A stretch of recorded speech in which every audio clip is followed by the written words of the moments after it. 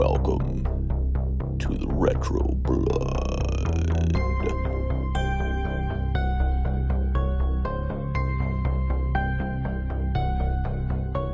Welcome back, everybody, to the Retro Blood as we continue this look into 1980s/1990s Killer Animal Month here on the Retro Blood, talking some of these creatures, some of these monsters of the jungle, of the wild, that you can see on your exploration through mountains, through Everglades, through snow, through National Geographic, but with a little bit of an 80s and 90s twist, because we pump them full of rare hormones and proteins.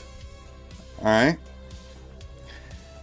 Speaking of pumping up stuff through rare proteins and hormones, up next, if y'all like straight to home video, if you like sequels that don't have anything to do with the first film, if you like try to have cash grabs for putting a random horror movie on your local UPN station so you can get a bunch of kids to watch horror movies, if you like very bad acting, if you like an alligator that doesn't even look big at all, he kind of just looks small the whole time, and if you like a really great line where the guy tells the girl, "You have a great backyard," then this is the home video release for you, brother, because the Retro Blood is talking all about Alligator II, the mutant.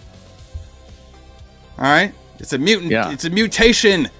It's a mutation because we are pouring mutation chemicals down the sewer because we don't have enough space to drain them out in the land. We don't have a containment center. We don't have any of that stuff. We're just gonna pour it in the sewer and make sure everything's okay. Yeah, right? yeah. J.H. Alison, James Kline, what's happening, Alison? How was your home video? Did you pick this up at the J.H. Alison Rent Center? No, I'd never seen this movie before. I'd kind of refused to watch it for decades until we decided to watch it for this show. And I knew this was coming. Yeah. I didn't tell you about this movie because I was hoping you wouldn't discover it, but yes, you did. I did. And oh yeah, you know, so I finally had to watch it. If it's out there, I will definitely find that shit. You kidding me? All right, I'm all about that. Like as soon as you mentioned it, I was like, God damn it, we're gonna do this next week. But anyway, you know, like all those things you mentioned, if you likes this week, you know, normally, you know, I like all of those things, but not this time, not so much. But yeah. So it was as bad as I thought it was gonna be, though. Yeah. So, you know, this is the, I would say these are the 2 decades. You know, it probably stopped a little bit later on in like the 90s, but you know, throughout the 80s and throughout probably the early 90s, we had some of these like, you know, big, you know, real life animals that we make into like mutations or bigger, you know, obviously because of the success of Jaws, all right, in the 70s. Sure. And then Jaws actually expanded a bunch of different sequels that we actually have talked about here on the Retro Blood. Everybody check it out in the archives. One of my favorite being Jaws 3D because it's just ridiculous. It is ridiculous. But that's probably what they were thinking out of this Alligator one, because, you know, when we talked about it last week, Alligator, for its Jaws-like similarities, it was a pretty, you know, decent hit. You know what I mean? It did make a pretty decent profit and became more of a, you know, cult-like movie. So I think the purpose for this particular film was to kind of like, I think it was kind of 2 things. Number one, to have a cash grab, kind of bringing back some of these killer monsters, and also to kind of like, you know, make a sequel out of a pretty good franchise, because this is the point where we're kind of like recycling shit now. You know what I mean? Like the 90s is almost all about sequels and prequels. I mean, there's so many out there. It's insane. Yeah, like the 90s are a weird time in horror movies. Like if you were to like tell me, name a horror movie from the 90s, like I probably couldn't really think of one that I enjoyed before Scream. Before Scream came out. You know, when Scream came out, that's what we think of when we think of 90s horror and how much of a renaissance it was. Yeah. But that wasn't until like the mid 90s. Yeah. You know, I think Scream was 96 maybe.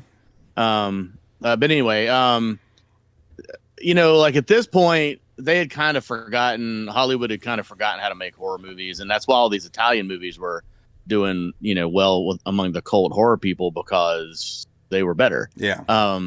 But this is just clearly a cash grab. It's just like a studio going, what do we have? What can we make a sequel for? And they're like, let's make a sequel to that Alligator movie that we made 10 years ago. Yeah. I'm like, all right, sure. Yeah, I mean, this was made by New Line, which they pumped out shit all the time. Because remember, we talked about this before in some past episodes. New Line had a whole division of home video. They would have a theater division and a home video division. So they were just pumping out whatever they can get. You know what I mean? Because at this particular time, renting movies and stuff at like a J.H. Rowland Center or like a Blockbuster, you know what I mean? It was a big deal during this time. And same thing, it was all about the cover, which this one actually did have a pretty good cover, I would say. It's got a great cover, yeah. But film-wise, it was... this one right here would be like, okay, I'm about 14 years old. There's a horror movie on, and I would be okay to watch it, basically. You know what I mean? Mm-hmm. Or maybe even younger than that, maybe like 13. Because, yes, it has some of the horror movie elements in it, but it's not like grotesque. It's not like, too violent. There's a couple violent scenes in it, but it's not too violent or not. So, it was all right. I mean, obviously, we didn't have the Dave Forster hairline jokes in this film. We have this new guy who was kind of strange. And... They did keep it where they were keeping comedy in it, kind of like that lighthearted comedy, but it just wasn't as good as the first one on the comedy level. All right.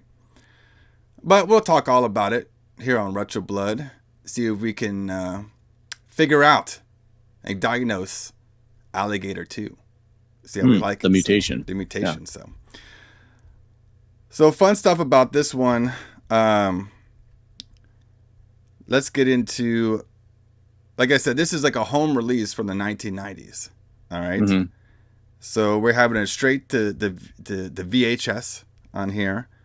All right. And this one was a directed film by one John Hess. All right. Which apparently he did a couple other movies before this one. But this one, I guess, since it got such a negative reaction for the acting on there. Yeah. This is his last film he ever made. Wow. All right. There is a couple of good parts of the cast that I want to talk about here in a second. Yeah, I was about to mention that the entire cast was not bad. I mean, it had Brock Peters and Dee Wallace, but the main cast members were pretty bad. Yeah, so Brock Wallace, we have talked about him before when we did that Transylvania movie, 9,000 or whatever. No. That's Jeff Bologna. Oh, okay. That you're thinking of. You got confused. Brock Peters is he was the chief of police. Oh, yeah, the chief of police guy. Yeah. But when we talked about Transylvania 65000, that was a Joseph Bologna guy. Yeah. He was horrible in that and horrible in this. Yeah. Well, you didn't like him dancing? Huh? You weren't digging it? You don't think he was you don't think he was a badass cop? All right. I'm still in shock that backyard line worked. I know. That's amazing. Yeah. So a couple things before we talk about the cast, because that's going to be the bulk of it. I got some little trivia stuff on here that it says. Awesome. So it says the scene of the alligator stalking past the sewer tunnel supports and shot of Silva under a microscope were both stock footage from the original Alligator. So they use some stock footage from Alligator on this one. That's how it ties in. Yeah. There you go. All right. So it says the shot of the alligator opening its left eye after hearing the hunters in the sewer, and the overhead shot as it enters the water to attack Vincent Brown, who was something on this movie, were both stock footage from the original Alligator, so they're still using that. Alison's favorite character, Billy Boy, is played by stuntman actor Kane Hodder, who, like we talked about, was also the stuntman on the first Alligator. There you go. Yeah, he played the alligator in the first one. I feel like he was one of the guys that operated the alligator. I feel like Kane Hodder, besides like obviously nowadays where all he just does is like fucking maybe guest appearances and just goes to conventions. It looks like he'll just take any job back in the 80s and 90s. It's like, oh, you got my salary. I'm jumping on it. Don't care. Well, honestly, that's pretty much how most actors are until they get really big. Yeah. You know, I mean, if it'll pay, I'll be in it. You know, and we hear that all the time in these horror movies. Like, well, it paid, so I was in it. Yeah. But you know, like Kane Hodder, though, when that first movie came out, he was still a stuntman. Like, obviously, he'd never played Jason Voorhees yet. Yeah. And he wasn't known. Like, he was just a stuntman. And then, but by this point, people knew who Kane Hodder was, which is why they put him in the movie as an actor. Yeah. I mean, I think he's fine for what he is. I mean, he's not going to be doing Shakespeare or anything anytime soon, but I think he's fine in the movies that he's in for what he does. I think definitely. He's great. I have nothing against Kane Hodder. Also, he would probably kill me if I said something. Yeah, probably. Give to his face, but yeah. Yeah, he was. He played one of the Louisiana shark hunter. I mean, alligator hunter, I guess. Alligator hunter. Yeah. So Bucky Norris, Doc, Mm. also starred in the original Alligator, has a character named Bob. He is the only actor aside from Kane Hodder to appear in both films.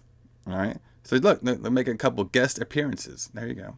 Mm-hmm. It says Shecky Greena was originally slated to star in the film. They didn't say why they didn't want to.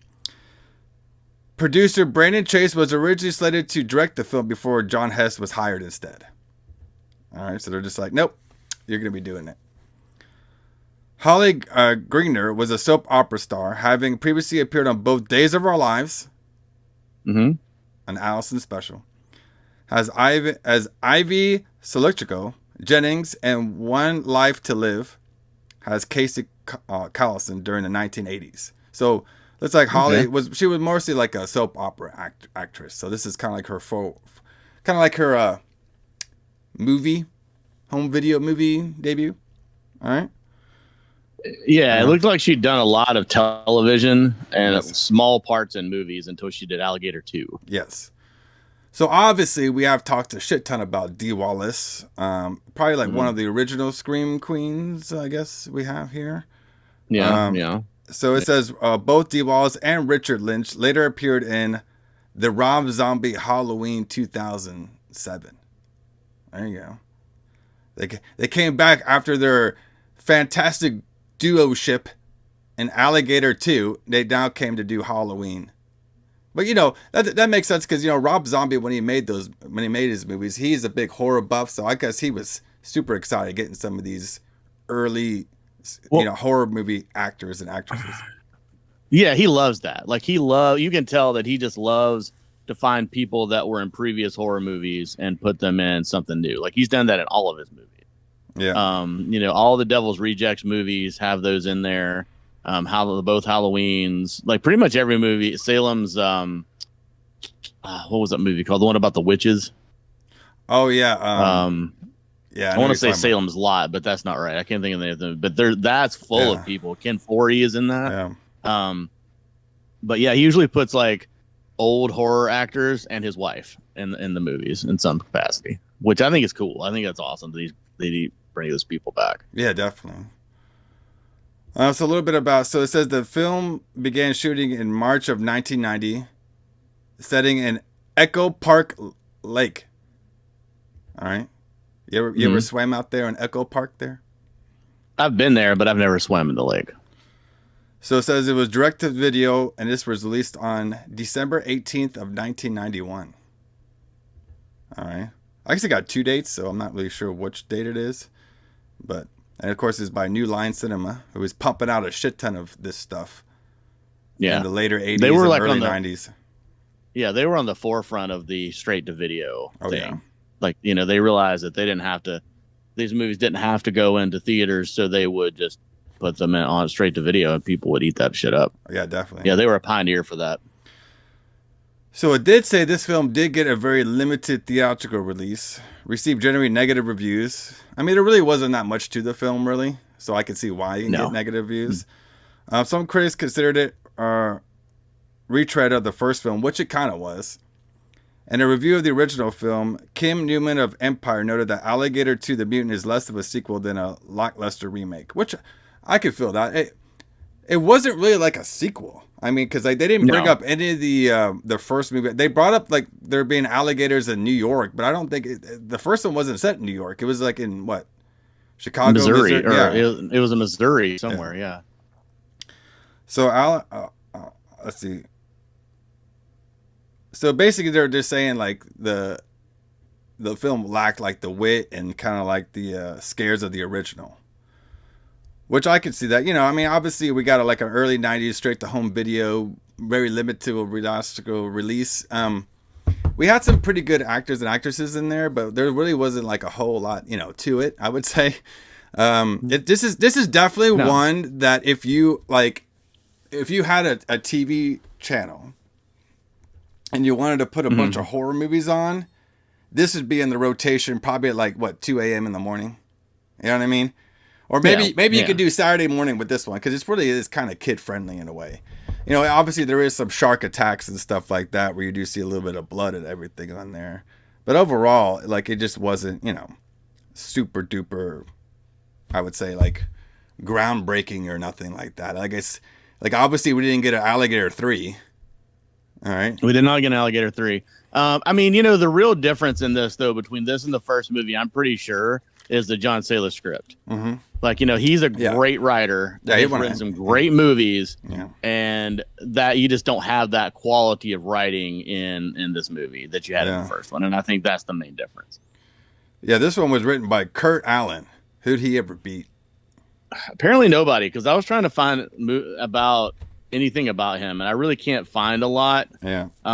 He made a movie called Walking the Edge in 1985. There you go. And then he made a movie called Bloodstone in 1988, which I've never seen either one of. I mean, maybe they're great movies, maybe they're great movies, but I just have not seen any of them. So I don't really know anything about this guy, to be honest with you. Yeah, I mean, obviously, we got a pretty good cast here. All right. Most of them are probably like famous for doing like other stuff. Yes. I think but you're right about the cast. Yes. It's good. Now I do like it where we have like two wrestlers randomly in here. I like it how this film, because we kind of stopped it, but we used to talk about wrestling all the time on here. Right? Yeah. We just don't have much time to do it that much anymore. We kind of like beat it to death a little bit, but I do like it. Kind of beat it to death. But I do like it where like this film, like it had like subtle digs at wrestling. You know what I mean? Because you got, because you got the mayor's daughter, all right, in there with the main antagonist guy. What was his name? Yeah. So we got Sherry, Vincent Brown. Yeah, Vincent Brown. All right. Played by Steve Railsback. Yeah, Steve Railsback. Yeah. And she's all like, and they're all like watching it. It's like, I'm going to make sure this guy wins. And she's all like, what does that mean? It sounds like it's fixed. And he's all like, yeah, duh. Duh. All right, this is 1991, brother. Wrestling is still real in the hearts and dreams of a young J.H. Alison. Yeah, it's still real to me, man. I didn't start watching wrestling until 98, so I wouldn't have been around here. But in shoot life, you don't tell me it's fake, brother. You're fake. Mm-mm. All right? You're fake. You think Undertaker getting stuffed in the casket by Ultimate Warrior on the parlor thing is fake? No way. That's real, brother. Undertaker's a real dead guy, and Ultimate Warrior is a real man who does cocaine. All right? Yeah. Yeah. And he was buried alive. Yeah. Actually, what's happening around this time in wrestling? They were setting up the Undertaker versus Ultimate Warrior, and they had that really fantastic parlor. I don't remember the whole thing, but it was basically they used to have this little WWF at the time used to have like these little like side shows, like they out in the arena, kind of like how like the we had the Kevin Owens show, and then we had like the Jericho show, we had the Roddy Piper's Pit. Well, they used to have like the funeral parlor for the Undertaker, and he'd have guests on there, and then this is the one with the Ultimate Warrior, and they're like fighting each other and stuff, and they get stuck in the casket. Don't tell me that's fake, brother. That shit is real. No, it's real, man. It's still real to me. So in this movie, we had Jack Wildman Armstrong as one of the wrestlers. All right, okay. And he was playing Mundo, and apparently he's also known to be in Matlock, Changing Hands, and Misfits of Science. All right. Okay. Now Armstrong, that's a big family. I'm not sure if he's part of the Armstrong family of wrestling, where we have Bullet Bob Armstrong and of course Road Dogg. But I wouldn't be surprised. Yeah, I don't really know too much about him on here. And then we had the. Go ahead. Yeah. Go ahead. No, go ahead. I was gonna say what you were about to say. Yeah, we have another wrestler on here too, which did look familiar. Let's see if I can find him on here.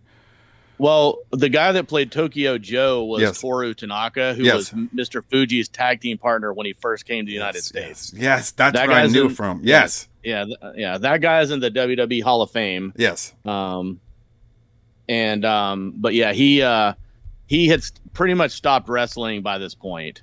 Well, definitely by this point, but I think he wrestled until like the late 70s. Because obviously Mr. Fuji is one of those people that I know as a manager. Yeah. You know what I mean? Like, now I can't think of anybody else. But he's one of those people I think of as a manager. Mm-hmm. And I can't imagine him being a wrestler, but he was a wrestler at one point, and this was his tag team partner. Yeah. There's a lot of them like that. Like, Mr. Fuji was like that too. Like, I think a lot of people who watched the wrestling in the 80s mostly know Mr. Fuji, especially in the 80s and 90s. They know Mr. Fuji as the manager. You know what I mean? For either the tag teams or Yokozuna. Right. Obviously, Bobby Heenan was like that. He was an early wrestler in the day. Yeah, and Jerry Jarrett was. I mean, there's a couple out there. You know what I mean? They used to be wrestlers. God, what is that guy's name? It leaves me. The guy that was the manager of the Four Horsemen. Oh, yeah. I knew you're talking about. I cannot think of his name. Just left my mind. I think I'm getting Alzheimer's or something. But anyway, that guy was a wrestler at one point, and I can't think of his name right now. I'm sure I'll think of it in the middle of the show and yell it real loud.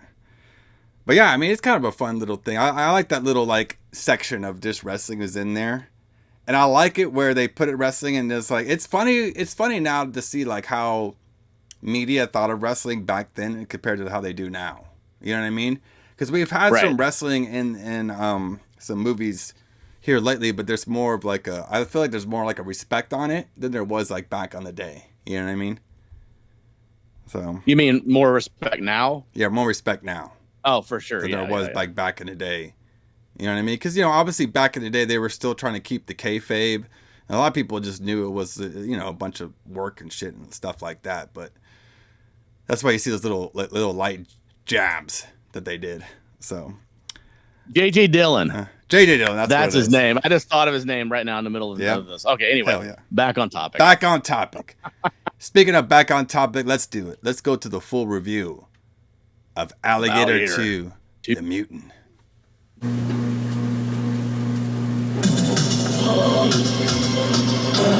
It happened once before. It killed 17 people and terrorized an entire city. The experts said it could never happen again. But experts can be wrong.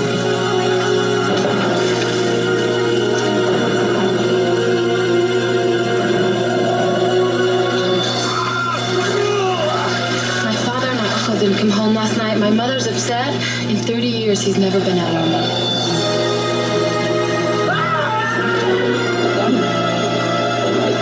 Well, there was a boot that washed up on South Shore this afternoon. I knew somebody chucked it. Yeah, well, if they did it the hard way. The foot was still in it. Doc's right. This is a scissor bite, definitely animal. Alligators and crocodiles in the sewer, is that possible?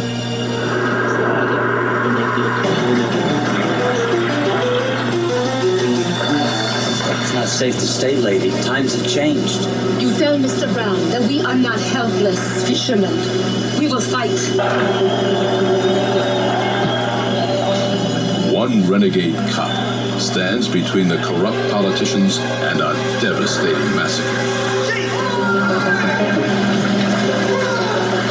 Less than 24 hours, Vinnie Brown is going to turn the whole lake area into party town. We've got to stop him. I know how you feel about Vincent Brown, but he and the mayor, they're about to put this city on the map. This is my deal, my money. And if what you say is true, I'll take care of it.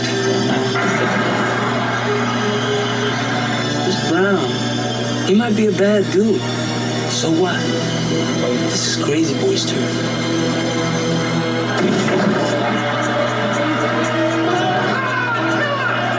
You've got until noon tomorrow. Brown's hunters haven't found that thing by then. I'm barricading the park. That bad old gator scaring the crud out of everyone, is he? I'm gonna have to have me a talk with that old boy.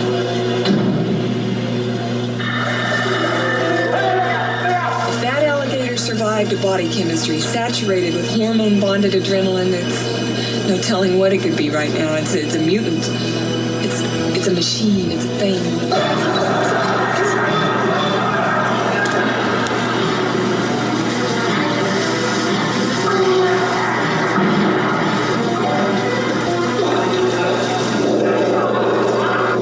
Been invaded, he's gonna stake out new territory. So that means a rampage, Hodges. That thing out there's still alive. I can feel it. It's a walking bomb, dude.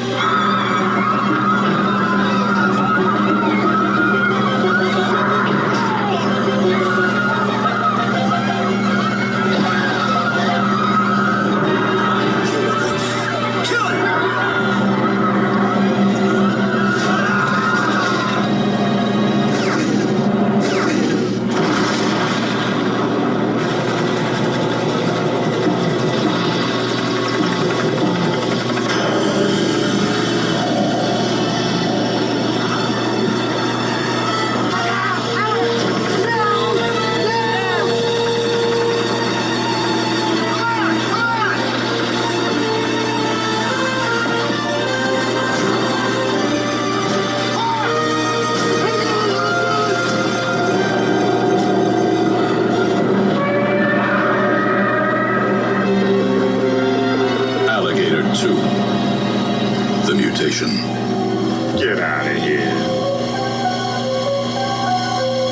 All right. So we start off the film. All right.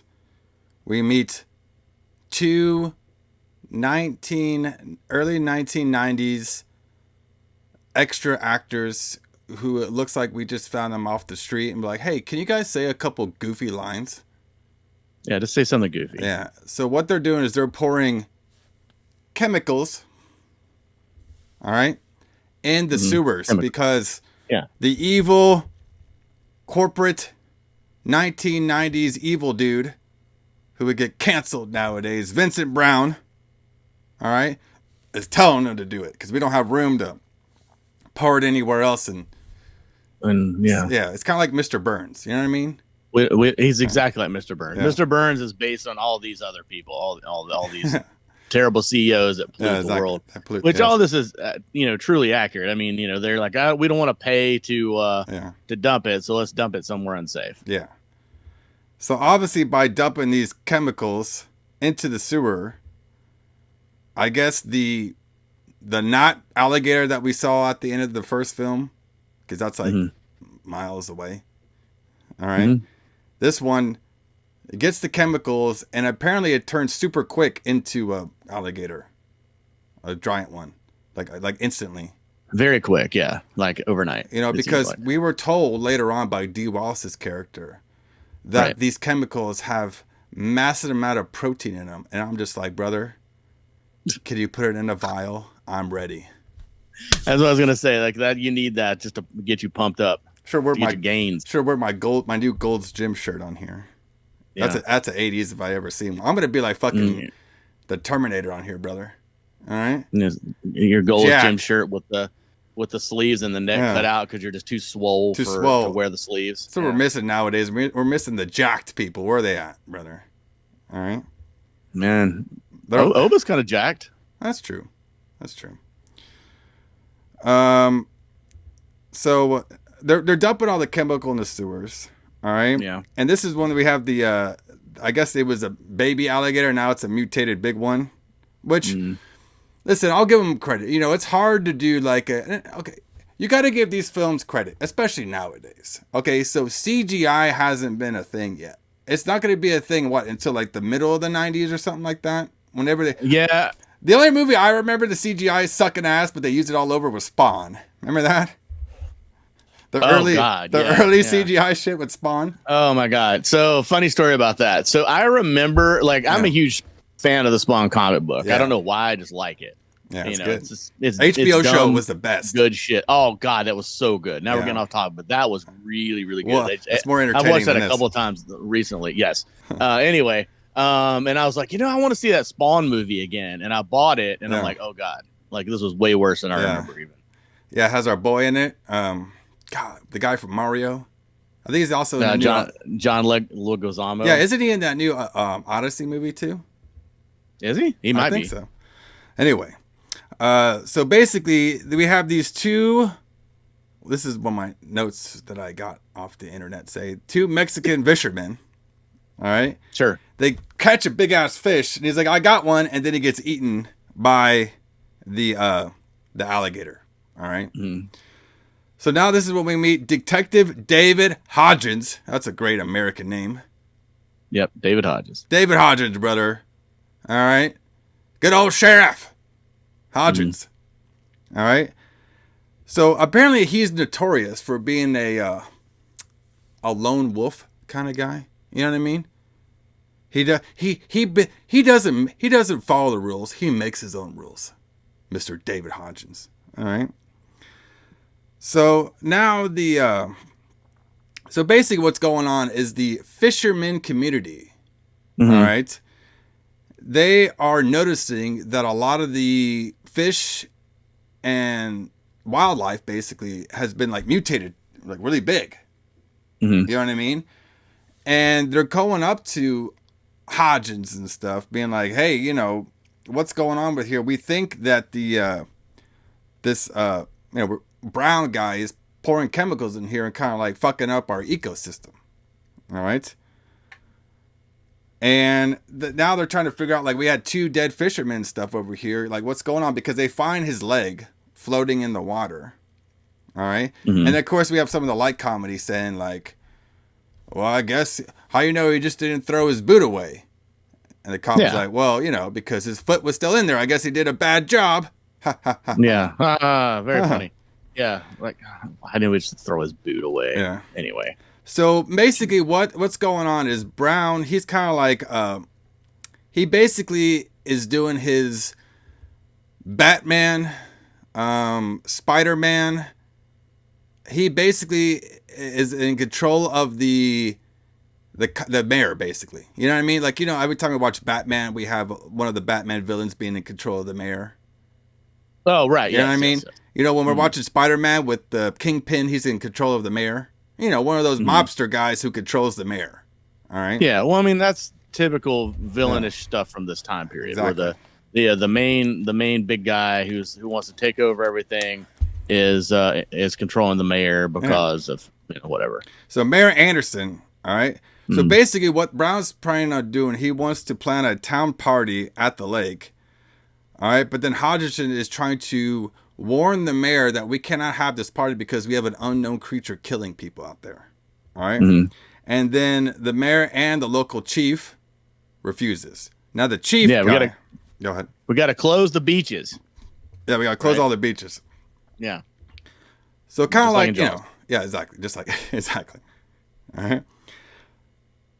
So now we're having a little banquet. All right. So there's a couple things going on. So we build a little bit of character around David Hodgins. He's a former smoker. He has a family. Apparently him and his family don't see each other a lot because he works odd hours, even though him and his wife are seeing each other a lot, I guess. We only saw the kid once in the videotape. His wife, Dee Wallace, is basically a kind of like how the first girl was in the movie. She's like, she studies reptiles and shit. All right. Yeah. It's real convenient that we have one of these really close to the main character. I know. What if she was a hairdresser? They would have been fucked. Yeah. Yeah. I've never met someone whose primary thing was studying reptiles, but these people find one every time when they're trying to stop alligators. Exactly. It's amazing that he's married to one, for fuck's sake. Yeah. It just so happens, right? Yeah. So now we're meeting the new rookie officer. Move over, Leon from Resident Evil. We don't need your rookie ass here. We have Rich Harmon. All right. Rich Harmon. So the thing about Rich Harmon, they were doing some sort of banquet for the mayor. This is when David was trying to get him to stop the whole proceedings going on. Mm-hmm. And they basically think that David is kind of a crazy man for thinking there's alligators in the sewer and shit like that. So they kind of like want him to resign because the police chief is kind of like at his wit's end. He's like, hey, This is the last time you're doing this. And of course, you know, David, he's a rebel saying, oh, you say that all the time, chief. All right. So we have a scene where this Richmond, he basically tricks him and he ties him, like basically handcuffs him to the toilet. All right. While David kind of gets away. And then the other stupid cops go find him. But in my surprise, we have the mayor's daughter. All right. Let's see what her name was. We have Sherry Anderson, the mayor's daughter. She comes in. All right. They're all like saying how hot she is and stuff. She's like one of the good people who know there's some trickery going on with this Brown and all his chemicals. All right. And she doesn't want to get her dad all mixed up into it, but the dad's kind of like really mixed up into it, so can't do anything.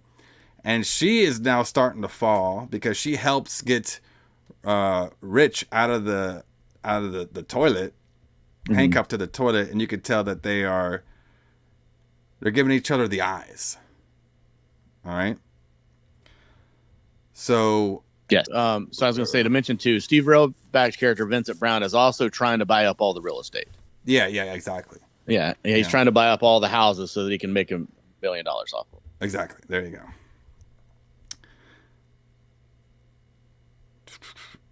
So now we're having a couple things going on. All right. So now Rich is going to be, you know, because he got tricked by David. He got exposed on the camera for being a bad police officer, and he's flirtating with the mayor's daughter. He basically has been told to give up his badge. All right. Yes. Sherry doesn't care. She just says like, hey, you know what? You're a hot looking guy. How about you come and, entertain me? He's like, I can't do that. You're the mayor's daughter. It's just like, fine. I don't need your stupid ass anyway. Right. And then our boy sees her walk away. And Rich, you know, has a man of the ladies. He's all like, hey, do you do any gardening? Because your back door looks fantastic. No, you flicked it up. Backyard. Your backyard. Should have said back door, brother. All right, your backyard looks fantastic. And she's all like, you know what? Don't even say anything else, brother. You had me at backyard. You had me at backyard. All right. So they start hanging out and stuff. She's all saying this is what she said. She's all like, listen. You can start planting some seeds, all right, but you can't pull out the weeds yet. I'm a classy lady. Ouch. Woo. And then they start drinking, right? And then they go back to go fuck. Mm-hmm. And then you know what happens? Fucking David's cockblock. He shows up at the fucking... I don't even know how he got into Rich's house. I know that he was just in there when they got... Because Rich is like, hey, butter, what the fuck you doing in my house? I'm about to go bang the mayor's daughter. He's all like, he does literally say, what are you doing in my house? He's in my fucking house. And then like he just beats him up. Rich is just like fucking... Bro, what was going on with this guy? He's just like, here, I'm beating you up in your own house in front of your lady. Rookie? I was confused. So the only this is the point where he got fired, right? Like he's not on the force now. Yeah, and then Rich wants to bring him back. Or David wants to bring him back. Which I understand that part, but so like he's in his house and then he shows up drunk. Yeah. And then I get it. Like you can't drink alcohol. Like I've known a few police officers, and you can't drink alcohol while you're wearing your uniform. Yeah. Whether you're on duty or not. Yeah. In most cases, or probably in any case, but he'd been fired, right? He wasn't a police officer anymore. So he went and got drunk, and then like the other guy's pissed off. The other guy's pissed off that he's drunk, you know, and then hires him back immediately, I guess. But like, well, they overturned his suspension. Yeah. Right. That's what he tells him. But I was confused by this whole scenario. Like, why is he in his house? And he even asked why are you in my house? Yeah. And I'm like, I'm confused too. I'm like, why are you in this guy's house? Yeah, because like, you have a key to his house? Did you break in? Yeah, How did this happen? So basically, they didn't tell our boy Rich because he was just trying to out there bang the mayor's daughter. Right. So basically, what was going on was David has gotten more evidence that this could be an alligator attack. All right. And they were kind of putting like 2 and 2 together from him and his wife, saying like, this is kind of like a, like a scissor attack. You know what I mean? It has to be done by an alligator. All right. And we noticed in that water and stuff, there's like extra enzymes and proteins. All right. So they think there's a killer alligator on the loose. Nobody's believing him. That's why David wants to shut down this event so he could do some more, studying. And basically, nobody else wants to really believe him and do it. And the police chief was like, well, nobody else wants to go out where you would do it. But what you could do is we could just hire that rich guy back because he sucked anyway. You could have him as your partner. Right. So, David wasn't cool about that. So he eventually relucted and just forced him to be his partner. All right. Even though they're on bad terms, because the reason that Richard lost his job is because of David tricking him. All right. In the restroom scene. So now he's basically saying we're going to go investigate. And then he tells Sherry to go away, but she doesn't go away. So they all go investigate together. All right. During this, Brown and associates, they realize there's probably something is going on in that water with the multiple alligator attacks. So now they hire some Louisiana alligator hunters. Well, I mean, that is where you would go to get alligator hunters, right? Or Florida. Or Florida. I was going to say that. Or Florida. So you have an alligator hunter, Shaw Hankins. Shaw Hankins. And his friends and brothers. Mm-hmm. Played by Richard Lynch. Yes. So the reason this is all kind of happening, all right, there was a scene where we have this great actor. I think he was like the best actor in it. The guy, the homeless guy. Yeah. You know what I mean? It was just eating some porridge and stuff, asking where Otis was at. Right. And then he hears some noises and he goes look for Otis, and Otis is like on the alligator getting eaten, and he freaks out and he runs away. All right. That was fantastic. So that guy talks to David and says like, yeah, man, my friend Otis, he was a good guy. He did not deserve to be alligator floss. I was like, that's great. That's a great line. That's a good one. So that's why David is now saying like, there's like, he's like really hardcore on this alligator. He wants to do some research. All right. So now we're having a little bit of both things going on here. All right. Brown hires all the alligator hunters, even though there's a really weird scene of them, like them. And so you remember on, was it GoldenEye, where he had like the fucking henchmen? So Brown had his own henchmen. All right. Mm-hmm. And like him and the bounty hunters weren't getting along. All right. Right. So what happens is basically David and Mitch, they go down to the sewers to investigate, and they actually run into the alligator. Okay. Mm-hmm. But they had a bunch of grenades and stuff. So they try to like, they're trying to blow up the alligator and shoot it. Nothing's happening. It's not working. They eventually get into a water hole. They try to throw a grenade, but the grenade misses and sucks, and it doesn't do it. Now the alligator breaks to the wall. So now they get the fuck out of there. So now they know for sure that they're dealing with a mutated alligator. All right. Sure.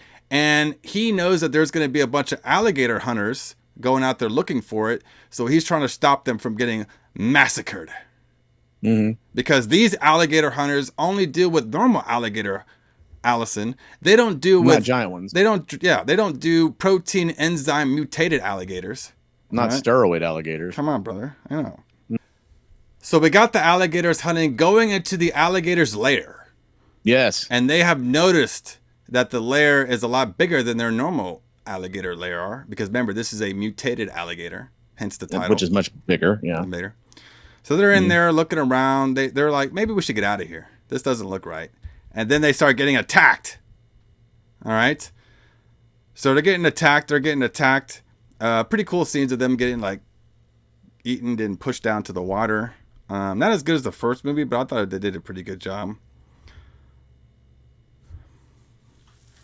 So Hawkins, after he escapes, or he actually gets help from David. They actually grab him out of the lair.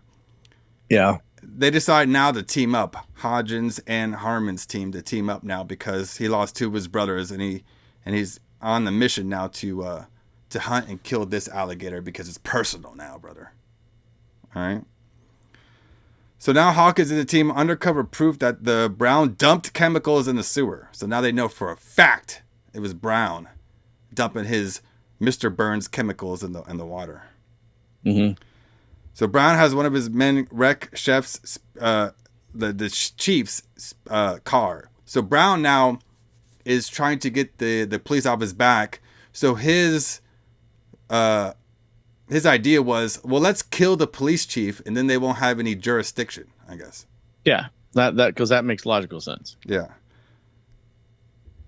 So then now they're gathering everybody down to the lake party because the chief now, because of all this evidence, wanted to shut down the lake party, but now that he's dead, they have nobody to do that. So now the lake party is happening.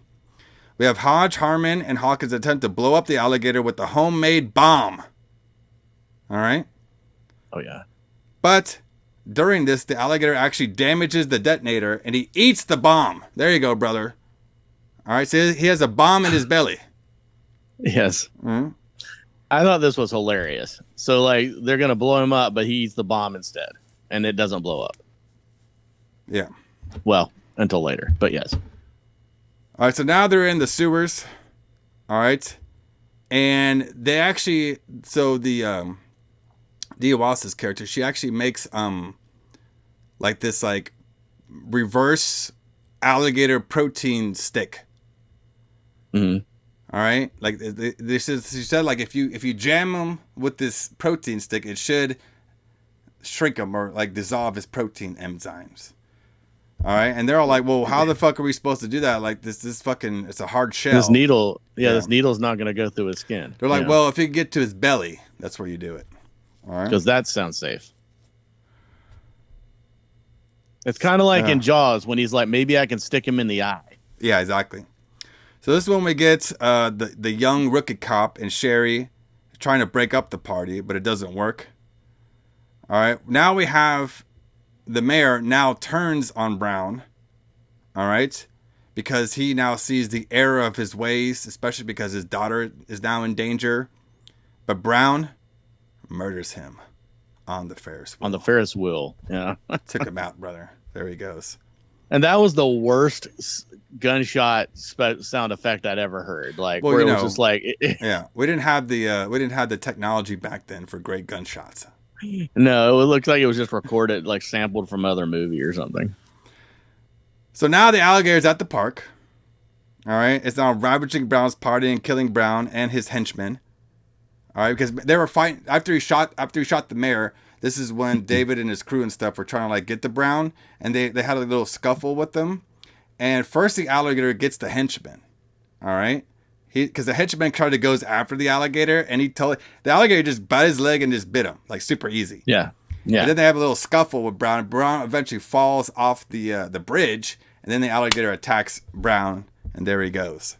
All right. And then we have Hodge, Harmon, and Hawkins. They're heading out to the lake on boat and helicopter. All right. Yeah. But then during this, the alligator is so big and massive and powerful that he overturns the boat. All right. So this is when we have Hawkins. He's the first one. He's trying to stab him with a knife and everything. But this is probably the craziest scene, I would say, of the Hawkins death. Because the alligator grabs Hawkins, and it's like biting him, like kind of like looks like his little sandwich in there, and Hawkins is like trying to stab him while the alligator is rotating through the water. I thought that scene was pretty cool. That was really cool. Like, where it was, because that's kind of realistic on how alligators like attack or whatever. Yeah. All right. So, so Harmon gets onto the helicopter and he says, like, "Hey, we need to look for Hodges." All right.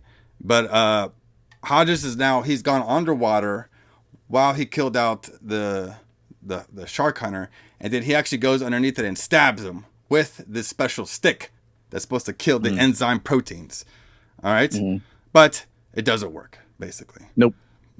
And then the helicopter ends up picking up him and Harmon, but the alligator's not dead yet. They said basically it didn't work. All right, we failed. So out of nowhere, the helicopter is armed with rocket launchers. This is like a video game, brother. Like where you like I saw that. Like Resident Evil, where you get to almost the final level, and that's where you get your rocket launcher. Mm-hmm. It was just hidden there set the up whole like time. A video game. Yeah. They're all like, "Have you ever used one of these?" It was like, "I don't know. You just point and shoot." And then that's all you got to do. It's that simple to shoot a rocket. Yeah, Dave was like, "We just gotta make sure it's the right end." This is not giving me confidence in these people. I know. Apparently not either.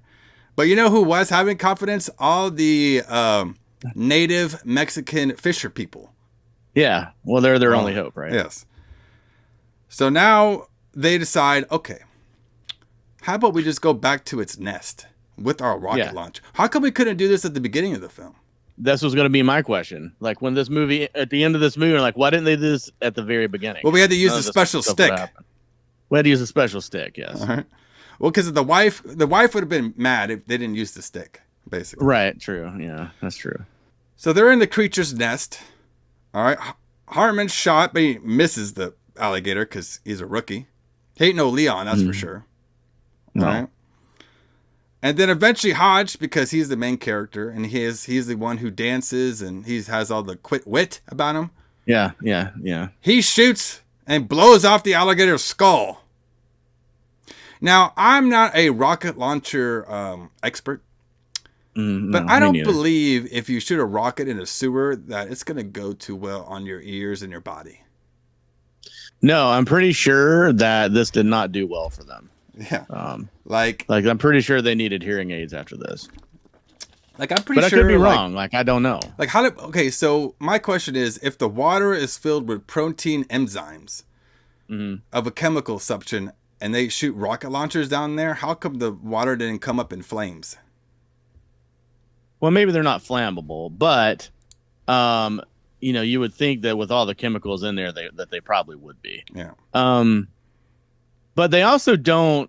Rockets like that don't create fire. Like they don't create heat really. They just blow up and create shrapnel, which is what kills things. Yeah. Well, basically what happened with the rocket launcher, it basically detonated the bomb that was in the back of the alligator's head. That's why it blew up. Right. So now they return to the surface. They're greeted for some sort of chant that I didn't really understand. I didn't get that either. They're all heroes now. And then this is when we get the old 1990s send-off. You walk out there. You're like, oh, are they cheering for me? I have no idea. I'm just doing my job. Just doing my job. He greets his wife. Wife looks at him all nice. All right.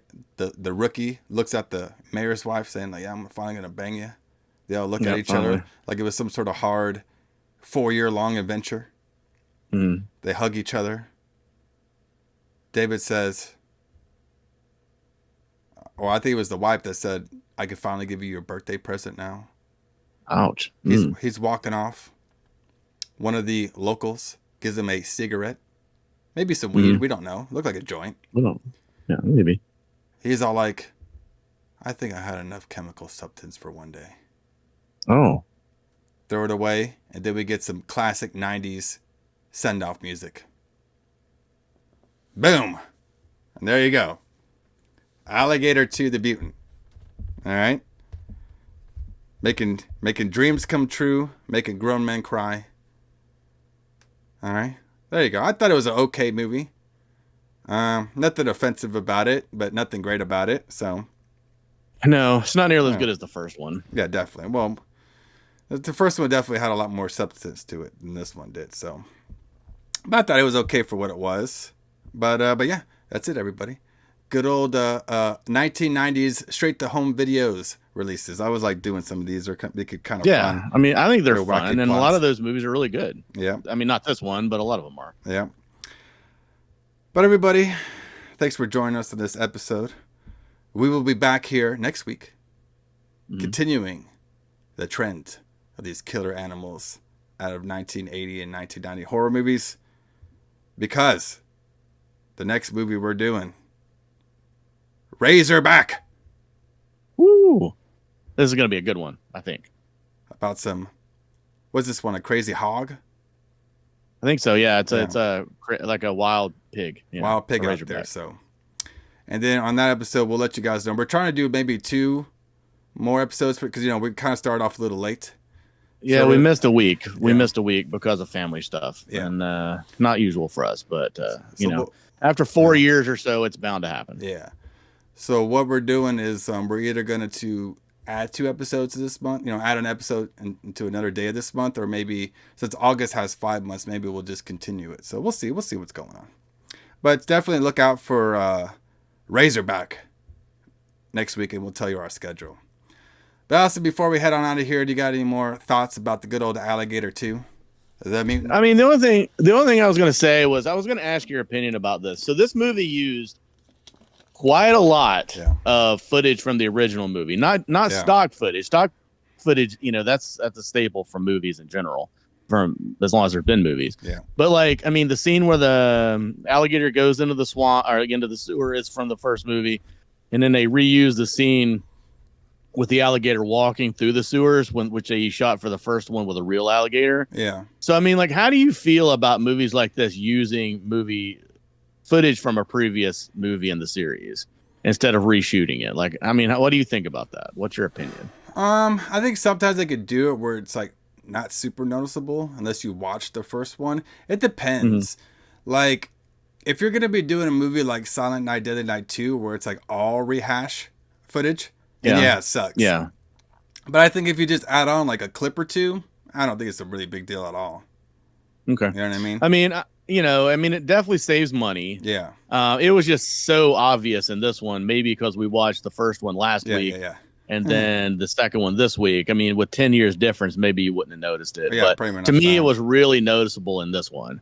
But it was a cheap movie. You got to do what you got to do to get your movie under budget, I guess. Yeah, definitely. Yeah, like I said, it just depends. You know what I mean? Like it just depends of how you use it and if you can get away with it or not. I prefer just to doing whole new scenes, but when budget is budget. You know what I mean? Like if you have a great shot that you had from the first movie, might as well use it, to save a couple of extra dollars here and there.